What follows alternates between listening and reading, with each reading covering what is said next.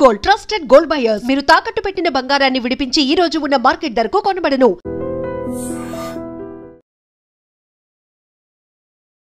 Sudden గా America అధ్యక్షుడు Donald Trump వైఖరిలో మార్పు వచ్చిందా?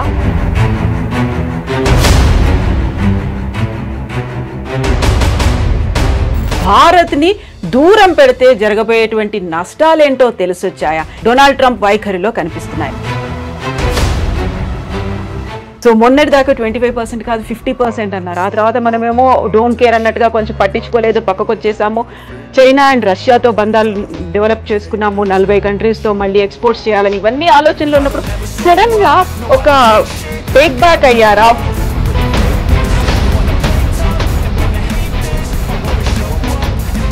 ట్రంప్ ఒక రియల్ ఎస్టేట్ సేల్స్ ఓనర్ అని చెప్పుకోవచ్చు. ట్రంప్ మెయిన్ స్ట్రాటజీ ఏంటంటే భారతదేశంతో డీల్ చేస్తున్నప్పుడు ఆయనకు ఒక మోడల్ ఏముండే,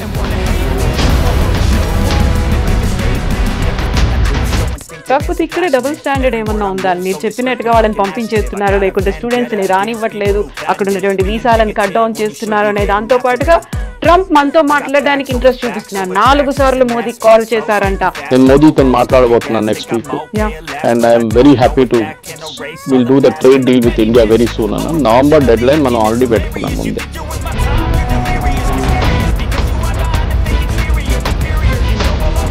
సో ఇక్కడే మనం చాలా స్టబర్న్ గా ఉన్నాం. మోదీ స్టబర్న్ గా ఉన్నాడు కాబట్టి అక్కడ కొంచెం టోన్ డౌన్ చేశాడు ట్రంప్. మనకి ఇప్పుడు తప్పని పరిస్థితుల్లో మన దగ్గరకు వస్తున్నారు అనేది. ఎనిమీస్ మై ఫ్రెండ్ అంటాం ఇంగ్లీష్ లో. సో న్యాచురల్లీ మనం యుఎస్ తో మన గొడవ ఉన్నాం, మనం చేసాం డైరెక్ట్ చైనా దగ్గరికి వెళ్ళాం. లక్కీలీ SCO సమిట్ ఉండే ఆ టైంలో పుటిన్ కూడా వచ్చారు. దానికన్నా ముందు రాలేదు, పుటిన్ రాలేదు, జీ రాలేదు లాస్ట్ SCO.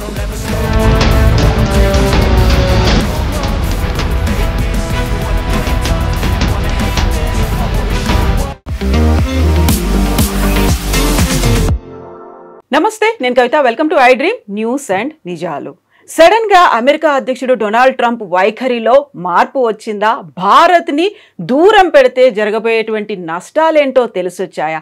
ఎందుకని సడన్ ట్విస్ట్లు టర్న్లు డొనాల్డ్ ట్రంప్ వైఖరిలో కనిపిస్తున్నాయి? మనతో పాటుగా ఉన్నారు సీనియర్ జర్నలిస్ట్ సురేష్ కొచ్చాతిల్ గారు. సార్ నమస్తే. నమస్తే. సో మొన్నటిదాకా 25% కాదు 50% అన్నారు. ఆ తర్వాత మనమేమో డోంట్ కేర్ అన్నట్టుగా కొంచెం పట్టించుకోలేదు, పక్కకు వచ్చేసాము. చైనా అండ్ రష్యాతో బంధాలు డెవలప్ చేసుకున్నాము, 40 కంట్రీస్తో మళ్ళీ ఎక్స్పోర్ట్స్ చేయాలని ఇవన్నీ ఆలోచనలు ఉన్నప్పుడు సడన్ గా ఒక టేక్ బ్యాక్ అయ్యారా? ఫుడ్ డౌన్ అయిపోయారు? ఏమైంది అక్కడ అసలు ట్రంప్ వైఖరిలో? ఎందుకు అలా కనిపిస్తోంది? ట్రంప్ ఒక real estate sales man, owner అని చెప్పుకోవచ్చు. మన జీవితం అంతా రియల్ ఎస్టేట్ అమ్మేయడం. మనకు అందరు తెలుసు రియల్ ఎస్టేట్ వాళ్ళు ఎట్లా మాట్లాడతారని. వాళ్ళకు ఒక అగ్రెషన్ ఉంటుంది వాళ్ళ దాంట్లో. ఎందుకంటే ఒక ప్రాజెక్ట్ అమ్మాలంటే మీకు అంత ఈజీగా చేయలేరు. మీరు చిన్న చిన్న పోరోలను పంపించి చేయకుండా బాస్ డైరెక్ట్లీ డీల్ చేసిన లాంగ్వేజ్ ఒకటి ఉంటుంది. అక్కడ take it or leave it అనేది ఒక లాంగ్వేజ్ ఉంటుంది. సో ట్రంప్ కూడా అంతే. సో ఆయన ఒకసారి ప్రెసిడెంట్ అయ్యారు, మళ్ళీ ఈ లాస్ట్ నెక్స్ట్ టైం మళ్ళీ ప్రెసిడెంట్గా వచ్చారు. సో ట్రంప్ మెయిన్ స్ట్రాటజీ ఏంటంటే భారతదేశంతో డీల్ చేస్తున్నప్పుడు ఆయనకు ఒక మోడల్ ఏముండే, మన వియట్నాం, UK ఇట్లాంటి రాష్ట్రాన్ని తీసుకొని EU ఇస్ అ యూనియన్ రాష్ట్రం అని చెప్పాలి దాన్ని. వీళ్ళందరినీ ఎగ్జాంపుల్గా తీసుకొని భారతదేశాన్ని కూడా మనం ఏమైనా చేసుకోవచ్చు, ఏమైనా చేయొచ్చు అని చెప్పి అనుకున్నారు. దాంట్లో 2 కారణాలు ఉన్నాయి. ఒకటి రష్యన్ ఆయిల్ గురించి మాట్లాడతారు. రష్యన్ ఆయిల్ మీద మన మీద ఎంత కోపం ఎందుకు? మనకన్నా ఎక్కువ చైనా కొంటున్నారు. మనం ఎన్నోసార్లు చెప్పాం. US పలేడియం కొంటున్నారు, యురేనియం హెక్సాఫ్లోరైడ్ కొంటున్నారు, ఫర్టిలైజర్ కొంటున్నారు రష్యా దగ్గర నుంచి. టర్కీ మనకన్నా ఎక్కువ ఆయిల్ కొనుక్కుంటున్నారు. కానీ వీళ్ళు ఎవరిని ముట్టకుండా మన మీద వచ్చి పడ్డారు.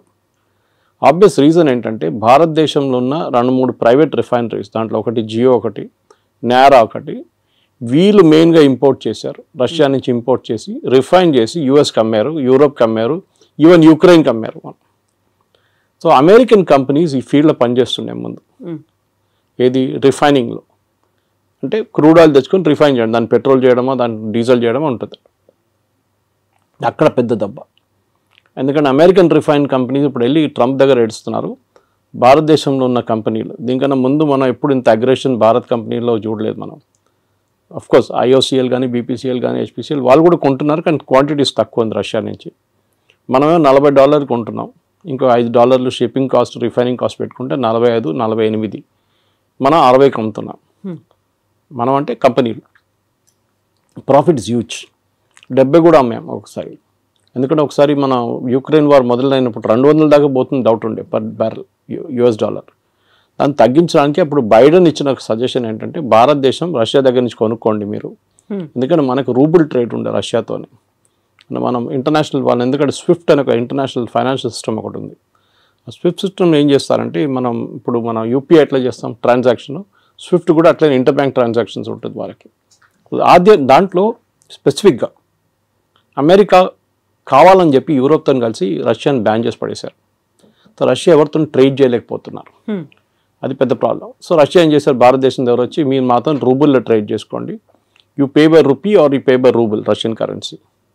ట్రంప్ ఫేమస్గా ఒకసారి చెప్పారు will make rouble the rubble అన్నారు, కానీ రూబుల్కి ఏం కాలేదు, ఇప్పుడు కూడా చాలా స్ట్రాంగ్గా నడుస్తుంది రూబుల్ అన్నమాట. సో ఈ యొక్క పెద్ద దేనికంటే ఇది అందరూ అనుకుంటారు ట్రంప్కి ఇంత కోపం ఎందుకు కోపం అంటే ట్రంప్ వాళ్ళ ఫ్రెండ్స్ ఫైనాన్స్, ఆయన ఎలక్షన్ ఫైనాన్స్ చేసిన వాళ్ళు ఈ చాలా మట్టుకు ఈ ప్రైవేట్ రిఫైనరీస్ వాళ్ళు దాంట్లో చాలా వాళ్ళు ప్రాఫిట్స్ ఇప్పుడు దాకా సంపాదించారు. సడన్గా భారతదేశంలో ఉన్న కంపెనీలు వచ్చి మొత్తం ప్రాఫిట్స్ అన్ని కొట్టుకుపోయారు. సో అది కోపం అన్నమాట. So it is nothing to do with buying Russian oil, దాంతో రష్యాకి డబ్బులు వస్తుంది, దాంతో యూక్రెయిన్ మీద బాంబులు వేస్తున్నారని. మనకన్నా ఎక్కువ దీనికి ఉన్న న్యాచురల్ గ్యాస్, జయశంకర్ గారు చెప్పారు ఒకసారి, మనకన్నా ఎక్కువ మనం ఒక నెలలో కొంటున్న క్రూడ్ ఆయిల్ యూరోప్ హాఫ్ డేలో గ్యాస్లో కొనేస్తుంది. ఎందుకంటే వాళ్ళకి వింటర్ టైంలో హీటింగ్కి గ్యాస్ కావాల్సి వస్తుంది. హంగరీ, పోలాండ్ కొంటున్నారు. మొన్న ఆ పైప్ లైన్ మీద యూక్రెయిన్ వాళ్ళు వచ్చి బాంబు వేస్తే ప్రెసిడెంట్ ట్రంప్ తిట్టారు పట్టుకొని యూక్రెయిన్ని. ఎందుకంటే రష్యా నుంచి వెళ్తున్న ఆయిల్ ఆలోచించండి, రష్యన్ టెరిటరీ నుంచి హంగరీ, పోలాండ్కి వెళ్తున్న పైప్ లైన్ ఆయిల్ పోతుంది, దాని నుంచి ఆయిల్ వెళ్తుంది వాళ్ళకి ఎవ్వరికి ప్రాబ్లం లేదు, మనం కొనుక్కోకూడదు. So this was the first problem. రెండవది ఏంటంటే మన ట్రేడ్ టాక్స్. ట్రంప్ ఏమనుకున్నారు, అన్నిటికీ 0%.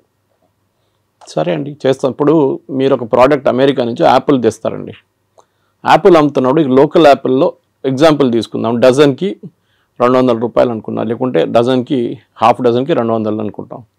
భారతదేశంలో అదే దానికి 100 రూపాయలు 150 రూపాయలు ఇస్తే ఏ కొనుక్కుంటారు, విచ్ ఇస్ చీపర్. మన దేశంలో BMW నడిపిస్తున్నాడు కూడా టమాటా రేట్ బార్గెన్ చేస్తారు, అది మన కల్చర్లో ఉంది అది. సో మీరు US నుంచి వచ్చిందని చెప్పి కొనడం ఫస్ట్ నాకు గుర్తుంది, ఇప్పుడు కూడా చిన్నప్పుడు కేరళకి వెళ్తున్నప్పుడు మా నేటివ్ ప్లేస్కి దుబాయ్ పెద్ద ఫ్యాషన్ అప్పుడు, I'm talking of late 70s.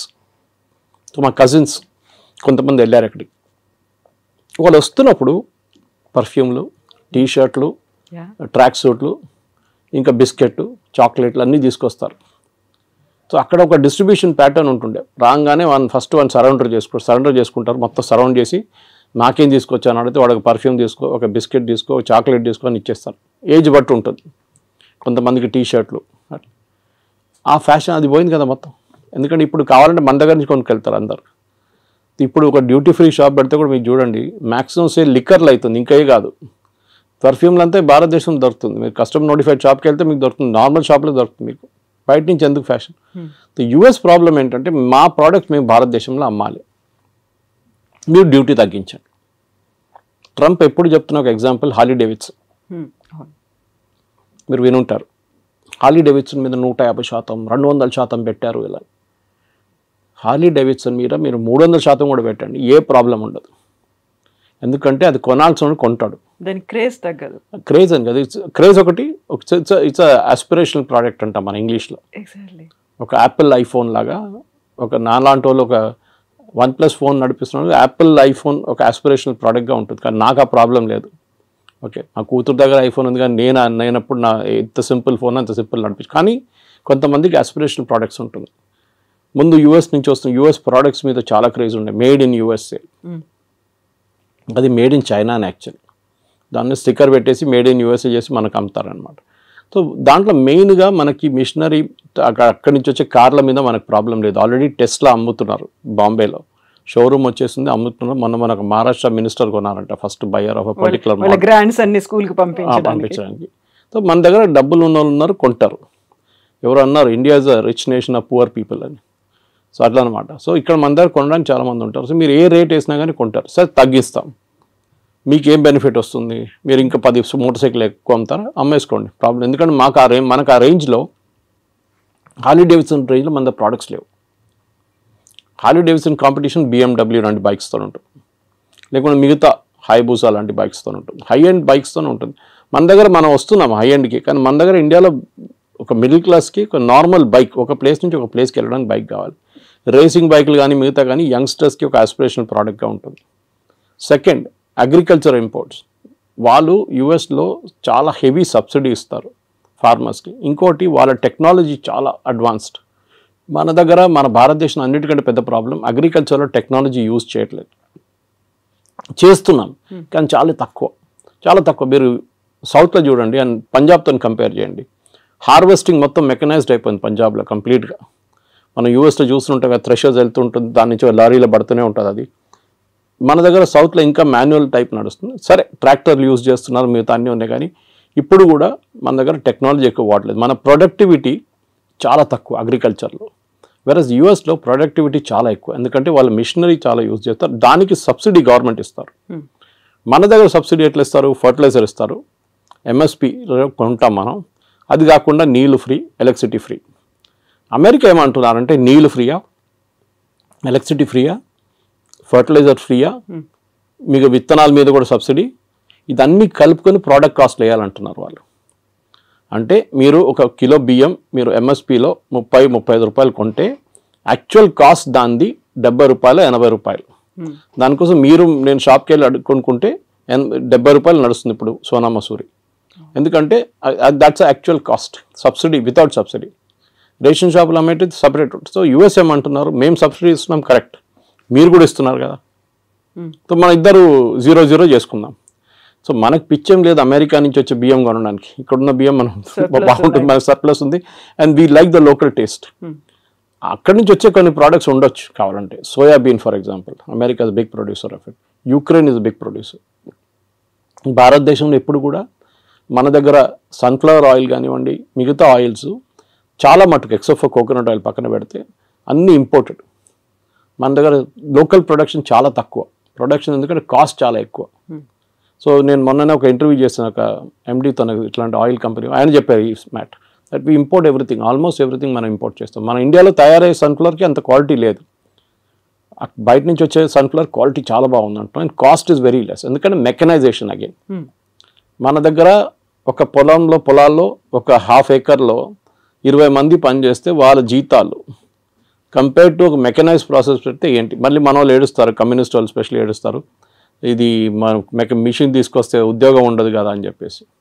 పని ఉండదు కదా మనుషులకి, అందరూ లేబరర్స్ ఏం చేస్తారు, ఇక్కడ పొద్దున వచ్చి నిలబడతారు కదా వర్క్ కోసం, అడ్డాల్లో నిలబడతారు కదా, వాళ్ళ సంగతి ఏంటని అడుగుతారు. కరెక్ట్, అది మనకు కూడా ఇప్పుడు కూడా అగ్రికల్చర్ మీద 60% ఎంప్లాయ్మెంట్ అగ్రికల్చర్ సెక్టర్లో ఉంది మన దగ్గర. So we cannot wish that away.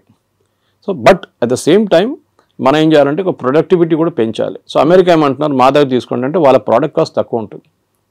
వాళ్ళు ఏ ప్రోడక్ట్ అగ్రికల్చర్ అమ్మినా కానీ తక్కువ ఉంటుంది బికాజ్ ఆఫ్ మెకనైజ్ కాస్ట్. మూడవది వాళ్ళ దగ్గర కొనేటప్పుడు వాళ్ళు అడుగుతున్న మీరు మిల్క్ ప్రోడక్ట్స్ కొనమంటున్నారు వాళ్ళు. ముందు మీకు గుర్తుంటుంది కవిత గారు, నేను చిన్నప్పుడు ఉన్నప్పుడు వెరీ యంగ్, బయట నుంచి అమెరికా నుంచి పాలు తెప్పించుకుంటుండే మనం. పాలని కాదు, పౌడర్. మన దగ్గర మిల్క్ ప్రొడక్షన్ లేకుండే, చాలా తక్కువ ఉండే. మీరు ఒక లీటర్ పాలు కొనాలంటే మీరు లైన్లో నిలబడాలి, పొద్దున్నెళ్ళి 5 గంటలకు గిన్నె ఒక బర్తన్ తీసుకొని నిలబడితే మీకు 6:30కు 7 గంటలకు 1/2 లీటర్ పాలు దొరుకుతుంది. ఒకసారి అది కూడా దొరకదు. దాని తర్వాత మన అమూల్ చూసాం, అమూల్ రెవల్యూషన్ వచ్చింది, మదర్ డైరీ కానీ మిగతా మళ్ళీ ఇప్పుడు అన్ని ప్రైవేట్ డైరీలు వచ్చి మీకు ఎక్కడ కావాలి పాలు మీ ఇంటికి తెచ్చిస్తారు ఇప్పుడు ప్రాబ్లం. కానీ ఒక టైంలో ఉండే, ఇప్పుడున్న యంగ్స్టర్స్కి తెలియదు, ఇప్పుడున్న చాలామందికి యంగ్ జనరేషన్కి తెలియదు, పాల కోసం కూడా మనం లైన్లో నిలబడుతుండే. అప్పుడు మనం అమెరికా నుంచి తెప్పించుకున్నాం milk products, milk powder special పిల్లలకి ఇవ్వడానికి ఇస్తుండే అప్పుడు. దాని తర్వాత అమూల్ స్ప్రే వాళ్ళు కూడా ఇంట్రడ్యూస్ చేస్తారు ఇండియాలో. ఇప్పుడు వాళ్ళు ఏమంటారు, మా దగ్గర మీరు మిల్క్ ప్రోడక్ట్స్ కొనండి అంటారు. మన ప్రాబ్లం ఏంటంటే అమెరికాలో ఉన్న ఆవులకి పెడుతున్న తిండిలో నాన్ వెజ్ ఎక్కువ, అంటే బీఫ్ ప్రోడక్ట్స్ ఎక్కువ. వాళ్ళు బీఫ్ని డ్రై చేసి, ఇప్పుడు మన క్యాట్స్కి పెడతాం చూడండి, కుక్కలు పెడతాం, అది ఫుడ్ ఉంటుంది, విస్కాస్ ఉంటుంది, పెడిగ్రీ ఉంటుంది, విస్కాస్ ఉంటుంది. That kind of product is given to cows also. So మన దగ్గర ఒక నార్మల్ ఇండియన్కి మీరు ఎంత నాన్ వెజ్ తిన్నా కానీ మిల్క్లో నాన్ వెజ్ అనగానే అంటారు, ఆవుకు కూడా పెడుతున్నారు, అదే ఆవుని రేపు చంపేసి మళ్ళీ ఇంకో ఆవుకు పెడతారు తిండి వాళ్ళు. అది వాళ్ళ లాజిక్ వాళ్ళది, అది వాళ్ళ ఇండస్ట్రీ ఎట్లయినా పనిచేస్తుంది. ప్రొడక్టివిటీ తగ్గిపోయిందో 20 లీటర్ 30 లీటర్ కన్నా తక్కువ వచ్చిందో వాళ్ళు 20-30 వాళ్ళ ప్రొడక్టివిటీ, మన దగ్గర 6 లీటర్లు ఇస్తే కూడా మనం పని నడిపించుకుంటాం మనం ఈ చిన్న చిన్న ఊర్లంతా. ఇది ప్రాబ్లం. సో అమెరికా నుంచి మూడో ప్రోడక్ట్ మిల్క్. మనం చెప్పాం no, we will not buy. మీరు తీసుకొస్తే కూడా నా లాజిక్ ఏంటంటే మీరు అలౌ చేయండి, కానీ made in America with non veg అని టేప్ పెట్టండి. ఎంతమంది కొంటారు చూద్దాం. With that red signal symbol. అదా, అది రెడ్ అయితే ఎట్లా ఉంటుంది, అది కొంతమందికి అది తెలియదు. కానీ ఇది మీరు ఒక క్యాంపెయిన్ నడిపేయండి, ఇది అమెరికా నుంచి వచ్చిన ప్రోడక్ట్, దీంట్లో నాన్ వెజ్ ఉంది, సో బీ కేర్ఫుల్. పాలలో కూడా పిల్లలకి మీ పిల్లలకి ఇదే పాలు పెడతారా, మీరు పొద్దున్న తాగే ఛాయ్ ఇదేనా, మీరు హోటల్కి వెళ్ళి తాగే ఛాయ్లో నాన్ వెజ్ ఉంటుంది, అది కావాలన్నా వద్దా అని అడిగితే యాక్చువల్లీ ఎవరు కొనరు. కానీ మిల్క్ ప్రోడక్ట్స్ బై ప్రోడక్ట్స్ ఉంటుంది, అది బహుశా కొనవచ్చు. కానీ మన దగ్గర కూడా అమూల్ లాంటి కంపెనీస్ చాలా మటుకు ప్రైవేట్ సెక్టర్లో మొత్తం ఫ్లడ్ చేసేసినాయి మార్కెట్లో. మన ముందు బటర్ కానీ చీజ్ కానీ చిన్న చిన్న వేరియేషన్స్ ఉంటుండే, ఇప్పుడు దాంట్లోనే ఒక 10 వేరియేషన్స్ వచ్చేసినాయి. సో ఈ 3 ప్రోడక్ట్స్ నేను చెప్పిన దాని ప్రకారం, ఒకటి అగ్రికల్చర్, ఒకటి ఫ్రూట్స్ అండ్ వెజిటబుల్స్, ఒకటి లెంటిల్స్ అంటే సోయాబీన్ మిగతాది, అండ్ మిల్క్. ఇక్కడ మనకు ప్రాబ్లం ఉంది. సో పీయూష్ గోయల్ గారు లాస్ట్ 1 సంవత్సరం నుంచి ట్రంప్ అధికారంలో వచ్చే ముందు కూడా నెగోసియేషన్స్ చేస్తున్నారు యూఎస్తో. కానీ యూఎస్కి అన్నిటికంటే పెద్ద కంట్రీ, ఎప్పుడైనా వెరీ హై టారిఫ్ కంట్రీ, ఇప్పుడు కూడా అంటూ ఉంటారు Trump, India is got a very high tariff అంటారు. యాక్చువల్ చూస్తే టారిఫ్ అంత ఎక్కువ లేదు, మనకన్నా ఎక్కువ టారిఫ్ వాళ్ళే ఇస్తున్నారు మన ప్రోడక్ట్స్ మీద. ఫర్ ఎగ్జాంపుల్ మన వైపు నుంచి వెళ్తుంది బాస్మతి రైస్ తీసుకుందాం. బాస్మతి రైస్ మనం పాకిస్తాన్, ఈ 2 దేశాల నుంచే బాస్మతి యూజువలీ ప్రొడ్యూస్ అవుతుంది. మన క్వాలిటీ కొంచెం బాగుంది పాకిస్తాన్ కన్నా. అక్కడ బాస్మతి ఎవరు యూజ్ చేస్తారు, ఇండియన్సే యూజ్ చేస్తారు. అక్కడ ఉన్న ఇండియన్ రెస్టారెంట్స్ కానీ ఇండియన్ డయాస్పోరా వాళ్ళు యూజ్ చేస్తారు. మీరు ఎక్కడి నుంచి తెప్పించుకుంటారు, టర్కీ నుంచి తెప్పించుకుంటారా బాస్మతి, అక్కడ ఉండదు వాళ్ళు. So you have to buy, they will buy. సో ఇప్పుడు మీరు $5 ఇస్తే మీరు $10 కొంటున్నారు ఇప్పుడు టారిఫ్తో. Okay, that is one. రెండవది జెమ్స్ అండ్ జ్యువెలరీ. దాని Surat is the centre for that. లోకంలో ఎక్కడైనా డిబియర్స్ కానీ సౌత్ ఆఫ్రికా నుంచి వచ్చే డైమండ్స్, ఎక్కడైనా దుబాయ్ నుంచి వచ్చే డైమండ్స్ పాలిష్ చేస్తున్నంత సూరత్లో నడుస్తుంది. కటింగ్ అండ్ పాలిషింగ్ సెంటర్ అది. సో అక్కడి నుంచి చాలా మటుకు మనం యూఎస్కి పంపిస్తాం, సెలబ్రేట్ దానికి యూజ్ చేస్తాం, ఎంగేజ్మెంట్ కానివ్వండి, వెడ్డింగ్ రింగ్స్ లాగా యూజ్ చేస్తాం. ఎందుకంటే diamond is not use for any other thing in US, మనలాగా కాదు. మన దగ్గర జ్యువెలరీకి ఎక్కువ ఇది ఉంటుంది, కొంచెం ఫ్యాసినేషన్ ఉంటుంది అనమాట. అది మనం అమ్మొచ్చు. మన దాంట్లో ప్రోడక్ట్ కూడా మూడోది టెక్స్టైల్, మన దగ్గర నుంచి వెళ్ళేది టెక్స్టైల్ కూడా ఇప్పుడు కొంచెం మందికి ఇంపాక్ట్ అయింది. కానీ మన వాళ్ళు మర్చిపోతున్నారు, ఇక్కడ ఉన్న మీడియా కూడా అర్థం కావట్లేదు. మీరు రేపు అమెరికన్ మార్కెట్ టార్గెట్ కానీ వాల్మార్ట్లో అమ్మాల్సిన ప్రోడక్ట్ మీరు ఇవాళ రాత్రి పంపారు ఇక్కడి నుంచి. క్రిస్మస్కున్న ఆర్డర్స్ ఆల్రెడీ వెళ్ళిపోయినాయి ఇక్కడి నుంచి, కంటైనర్లు వెళ్ళిపోయింది. ఎందుకంటే వాళ్ళు ముందే 3 నెలల ముందు తెప్పించుకొని దాని డిస్ట్రిబ్యూషన్ కానీ దాని బ్రాండింగ్ కానీ మొత్తం చేసిన తర్వాతనే అక్కడ కీటెక్స్ లాంటి కంపెనీ కానీ తిరుపూర్ నుంచి లుధియానా నుంచి కంపెనీ ఆల్రెడీ పంపించేస్తారు. డిసెంబర్ ఆర్డర్స్ వెళ్ళిపోయింది. ఇది మనం ఆయిల్ కొంటున్నట్లనే, ఆయిల్ ఎప్పుడు కొంటున్నప్పుడు క్రూడ్ ఆయిల్ రేపటి కోసం కొనం మనం, జనవరి ఫ్యూచర్స్ ఇప్పుడు కొంటాం మనం, well in advance you have to plan. So అట్లా, సో మన వాళ్ళకి ఈ entire position they are not understanding. కానీ పేపర్లలో మీడియాలో ఎంతమందిని పంపించేశారు ఇంటికి, వేలాది మంది ఉద్యోగం లేదు, ఏం జరగట్లేదు. Yes, there is a expansion లేదు. కాకపోతే ఇక్కడే డబుల్ స్టాండర్డ్ ఏమన్నా ఉందా అని మీరు చెప్పినట్టుగా వాళ్ళని పంపించేస్తున్నారు, లేకుంటే స్టూడెంట్స్ని రానివ్వట్లేదు, అక్కడ ఉన్నటువంటి వీసాలను కట్ డౌన్ చేస్తున్నారు అనే దాంతో పాటుగా ట్రంప్ మనతో మాట్లాడడానికి ఇంట్రెస్ట్ చూపిస్తున్నారు. 4 సార్లు మోదీకి కాల్ చేశారంట, ఇలాంటి వార్తలు కూడా ఇవాళ ట్వీట్ చేశారు కదా ట్రూత్ సోషల్లో, నేను మోదీతో మాట్లాడబోతున్నాను next week, and I'm very happy to will do the trade deal with India very soon అన్న. నవంబర్ డెడ్ లైన్ మనం ఆల్రెడీ పెట్టుకున్నాం ముందే.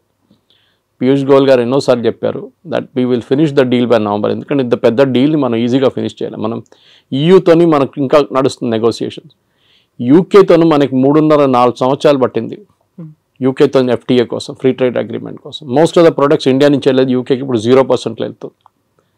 ట్రంప్ ఏమంటున్నాడు, నేను 0% చేయలేను, మీరు నాకు 0% ఇవ్వాలి అంటే కస్టమ్స్ డ్యూటీ 0. నేను ఎందుకు చేయలేనంటే మాకు కాంగ్రెస్ నుంచి అప్రూవ్ తీసుకోవాలంటే వాళ్ళ పార్లమెంట్ నుంచి అప్రూవల్ తీసుకోవాలి, వాళ్ళు ఇవ్వరు. సో మినిమం నాకు 10-15% పెట్టాల్సి వస్తుంది. That is what 15% is. అది ముందు 5 ఉండే, తర్వాత 10 చేసింది, ఇప్పుడు 15, 25, మన దగ్గర 50 వేసింది. అగైన్ రష్యన్ ఆయిల్ గురించి మాట్లాడుతున్నప్పుడు సేమ్ ప్రాబ్లం. రష్యన్ ఆయిల్ని మనం ఇంకా కొంటామని చాలా క్లియర్గా ప్రధానమంత్రి చెప్పలేదు, కానీ మిగతా అందరూ మాట్లాడుతూ చెప్పారు. జయశంకర్ గారు కానీ మిగతా ఫారిన్ మినిస్టర్ మాట్లాడుతూ we will buy oil from the best source possible. ఎందుకంటే మాకు ఎంత తక్కువ రేట్లో వస్తే అంతమంది మేము అమ్ముతాము. మేము will not by expensive oil. US ఏమంటున్నారు, మా దగ్గర నుంచి ఆయిల్, షేల్ ఆయిల్ ఉంటుంది వాళ్ళ దగ్గర నుంచి దాట్ ప్రోడక్ట్ కాస్ట్ ఎక్కువ ఉంటుంది షేల్ ఆయిల్ది. అది కూడా distance of shipping it. US నుంచి ఇండియాకి తీసుకురావాలంటే ఆయిల్ మీకు వెస్ట్ ఏషియా నుంచి దగ్గర పడుతుంది. రష్యా నుంచి కూడా ఈజీగా తెప్పించుకోవచ్చు, ప్రాబ్లం లేదు, పెద్ద డిస్టెన్స్ ఏం లేదు. ఎందుకంటే రష్యాకి డిఫరెంట్ పైప్ లైన్స్ ఉన్నారు. మన గ్వాడర్ పోర్ట్ మన ఇరాన్లో డీల్ చేస్తున్నాం చూడండి.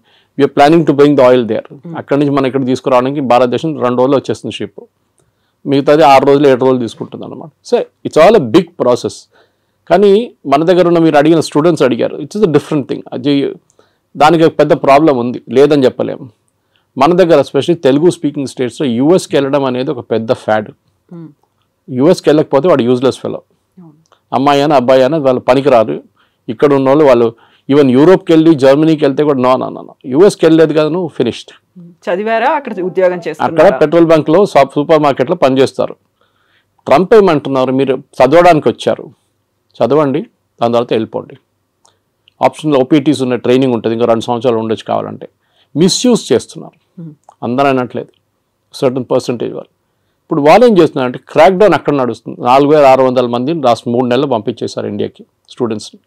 ఎందుకంటే కోర్స్ అయిపోయిన తర్వాత కూడా అక్కడ ఏదో చిన్న పని చేసుకుంటా ఇల్లీగల్గా చేస్తున్నారు.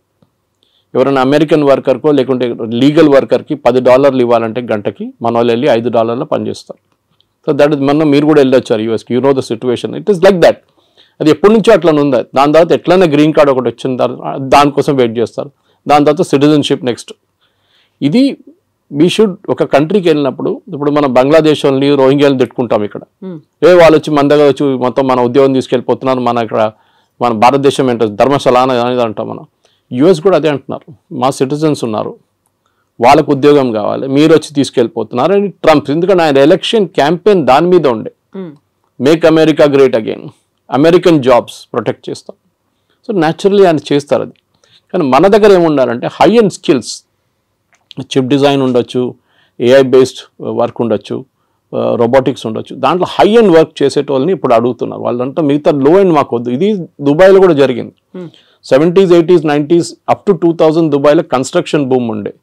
వర్కర్లు కావాలి, సిమెంట్ హ్యాండిల్ చేసే మిక్సర్స్ కావాలి, అట్లనే సెంటరింగ్ చేసేటోళ్ళు కావాలి, ప్లాస్టరింగ్ చేసేటోళ్ళు కావాలి, ఎలక్ట్రీషియన్స్ కావాలి. ఇప్పుడు ఆ ఫేస్ అయిపోయింది దుబాయ్లో. The construction face is over, now the maintenance face is going on. నడిపించడానికి మనుషులు కావాలి. So that skill is different అన్నమాట. మన వాళ్ళు ఏం చేస్తున్నారంటే ఇప్పుడు కూడా చదవడానికి ఎందుకు వెళ్తారు, కొన్ని యూనివర్సిటీస్ అసలు పేపర్లో కూడా ఉండదు, అట్లాంటి యూనివర్సిటీ కూడా వెళ్ళరు. ఇక్కడ మనకు కొంచెం ఎడ్యుకేషనల్ కన్సల్టెంట్స్ కూడా ఆ బిజినెస్ చేస్తారు. వాళ్ళు లేనిపోయిన లోన్లు ఇచ్చేసి మీకు అన్ని చూపించేసి మిమ్మల్ని ఎక్కడ ఆకాశం మీద ఎక్కిచ్చేస్తారు వాళ్ళు. అక్కడ వెళ్ళినాక అంతే సంగతి, మీరు ఈజీగా అదే అయిపోతారు. అది ఎప్పుడు యూఎస్ పాపులారిటీ తగ్గిందో, టఫ్ అయిపోయినప్పుడు కెనడా మొదలుపెట్టారు. కెనడాకి పాపులేషన్ తక్కువ, వాళ్ళకి మనుషులు కావాలి అక్కడ. So naturally they are asking, Indians allow చేస్తున్నారు, చాలా మటుకు వెళ్తున్నారు అక్కడ కూడా. కానీ అక్కడ కూడా ఒక బ్యాక్లాష్ వచ్చేసింది. ఇప్పుడు మొన్న ఆస్ట్రేలియాలో చూసాం, ప్రొసెషన్ తీశారు ఆస్ట్రేలియన్స్, మీరు వినుంటారు టీవీలో వచ్చినా అని. వాళ్ళు ఏమంటున్నారు, ఇండియన్స్ని పంపించేసేయండి, మాకు ఇవి వద్దు ఇక్కడ అని. You have created that situation. So ట్రంప్ని మీరు తిట్టి ఫైదా లేదు. We should find a way to solve the problem. Modi గారు ట్రంప్తో కూర్చొని మా పిల్లలకి 50,000 పిల్లలకి అడ్మిషన్ ఇవ్వండి అంటే మన దగ్గర నుంచి వెళ్ళే డబ్బులే కదా అది. We are spending billions. అక్కడ వెళ్ళి ఫీజులు కడుతున్నాం, హాస్టల్ దాంట్లో కడుతున్నాం, ఫుడ్ అండ్ అకామిడేషన్ కోసం కడుతున్నాం, చాలా ఉన్నాయి. అక్కడున్న యూనివర్సిటీకి కూడా వీళ్ళు కావాలి, లేకుంటే వాళ్ళు తాళం వేసి వెళ్ళిపోతారు. కానీ మీరు హార్వర్డ్ కానీ, ఏల్ లాంటి యూనివర్సిటీ, కొలంబియా లాంటిది, యూపెన్ లాంటి అట్లాంటి హై అండ్ ఇన్స్టిట్యూట్స్కి వెళ్ళేటప్పుడు మీకు ప్రాబ్లం ఉండదు. Problem is with the low and institutes. అక్కడ వెళ్ళి మళ్ళీ మీరు ప్యాలెస్టీనియన్ కాజ్ కోసం అది ఇది అని చెప్పి ప్రొటెస్ట్ చేస్తే డెఫినెట్గా పంపించేస్తారు వాపస్. ఇప్పుడు మీ సోషల్ మీడియా యాక్టివిటీస్ కూడా మనం దీని గురించి ముందు కూడా మాట్లాడాం. ఇక్కడ నుంచి వెళ్ళే పిల్లల సోషల్ మీడియా యాక్టివిటీ కూడా చెక్ చేస్తున్నారు. కొంతమంది డిలీట్ చేసేస్తున్నారు వాళ్ళ పాత యాక్టివిటీని. ఏదో గ్రేటా థన్బర్గ్ని లేకుంటే మన అరవింద్ కేజ్రీవాల్ని, ఫార్మర్ ప్రొటెస్ట్ని అంత సపోర్ట్ చేసిన చాలామంది ఉన్నారు మన దగ్గర స్టూడెంట్స్. ఆ బ్లడ్లో వాళ్ళకి కొంచెం గరం ఉంటుంది అప్పుడు బ్లడ్ అనమాట. ఇప్పుడే సడన్గా వాళ్ళకి అర్థమైపోయింది, అది తీసుకెళ్ళి యూఎస్కి వెళ్తే వాడు వీసా ఇవ్వడు నాకు.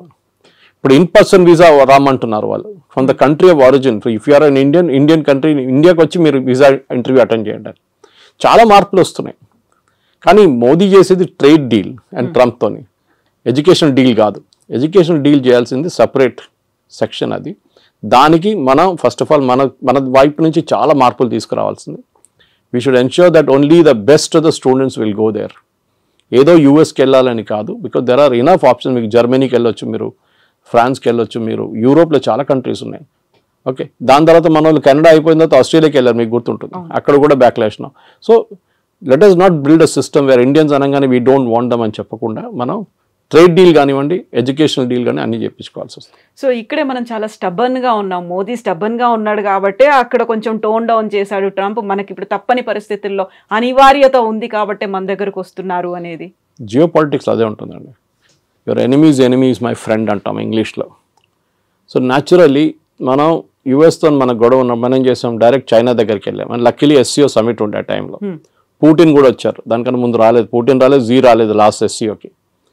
మోదీ గారు వెళ్ళారు, ముగ్గురు కలిసి ఆ ఫోటో ఒకటి ఫేమస్ ఫోటో ఒకటి ఉంది. దాంతో ట్రంప్ భయపడి ట్రంప్ ట్వీట్ కూడా చేశారు ట్రూత్ సోషల్లో, that gone to the dark China అని చెప్పేసి. ట్రంప్కి అన్నిటికంటే పెద్ద భయం రష్యా కాదు, China. Actually economically, manufacturing wise and military wise China యూఎస్కి చాలా పెద్ద కాంపిటీషన్. రష్యా కూడా ఉన్నారనుకోండి, కానీ రష్యా యుక్రెయిన్ వార్ తర్వాత కొంచెం వాళ్ళ మ్యానుఫ్యాక్చరింగ్ దెబ్బతిన్నది, స్పెషల్లీ వాళ్ళ డిఫెన్స్ మ్యానుఫ్యాక్చరింగ్. కానీ దే విల్ పికప్, దాంట్లో ప్రాబ్లం. ఇప్పుడు మీరు రష్యన్ జీడిపి చూస్తే US జీడిపి కన్నా ఎక్కువ వాళ్ళది. కానీ వాళ్ళ ఫైనాన్షియల్ అంతా బ్లాక్ చేసి శాంక్షన్స్ పెట్టారు చాలా మటుకు. సో వాళ్ళ $300 బిలియన్ యూరోప్లో ఫ్రీజ్ అయిపోయింది వాళ్ళది. ఎస్, మనం టఫ్గా ఉన్నాం, టఫ్గా ఉండాల్సింది. టుడేస్ జియో పాలిటిక్స్లో మీరు బెండ్ అయితే మిమ్మల్ని కోసి పడేస్తారు వాళ్ళు. యూ కెనాట్, మీరు స్ట్రైట్గా నిలబడి ఫైట్ చేయాల్సిందే. So that is the main thing we need to do. So ఇట్లాంటి పరిస్థితుల్లో డెఫినెట్గా మోదీ గారు చేసిన స్ట్రాటజీని మొన్న Jerusalem Post, Israeli newspaper, చాలా ఫేమస్ న్యూస్ పేపర్, వాళ్ళకు చాలా మంచి ఆర్టికల్ రాశారు. They were comparing Netanyahu and Modi. గాజాలో ఒక హాస్పిటల్ మీద ఒక స్ట్రైక్ జరిగింది, ఒక బాంబ్ అటాక్ ఇజ్రాయెల్ వాళ్ళు చేశారు. చేసినప్పుడు దాంట్లో 6 జర్నలిస్టు, కొంతమంది డాక్టర్లు చనిపోయారు. పెద్ద గొడవ అయింది. ఇజ్రాయలీ ప్రైమ్ మినిస్టర్ నెటన్యాహు, మళ్ళీ వాళ్ళ డిఫెన్స్ మినిస్టర్, వాళ్ళందరూ చీఫ్ ఆఫ్ స్టాఫ్ అందరూ అపాలజైజ్ చేశారు వచ్చి. Within 3-4 hours. Next day, third day తెలిసింది దాంట్లో 4 హమాస్ టెర్రరిస్ట్ ఉన్నాయని. ఇప్పుడు మీరు ఆల్రెడీ అపాలజైజ్ చేసేసారు, అపాలజీ రిటర్న్ తీసుకోలేరు. Should you have weighted? So వాళ్ళు అన్నారు learn from Modi. A reaction లేరు. ట్రంప్ అదన్నారు, ఇదన్నారు, తిట్టారు, అది అన్నారు, మోదీ ఫోన్ చేయట్లేదు అన్నారు, నేను అది చేస్తాను అన్నారు. Not even a single word. దానికోసం ఇంగ్లీష్లో అంటారు పిక్చర్ స్పీక్స్ 1000 words అని. ఆ ఫోటో పెట్టేసి ఖతం చేస్తే మొత్తం ఇంపాక్ట్ వచ్చేస్తుంది అంత. సో ట్రంప్ దానికోసం దిగి వచ్చారు. ఎందుకంటే ట్రంప్కి ఇప్పుడు రష్యా చైనా కలిసే ప్రాబ్లం లేదు, వాళ్ళు న్యాచురల్ అలైస్ వాళ్ళు. కానీ అదే ఎందుకంటే ఇద్దరు డిక్టేటర్షిప్స్. మన దగ్గర అట్లా కాదు, మన దగ్గర డెమోక్రసీ ఉంది. So natural in this market, 140 కోట్ల మంది ఉన్న మార్కెట్ ఇస్ హ్యూజ్ మార్కెట్, చాలా పెద్ద మార్కెట్.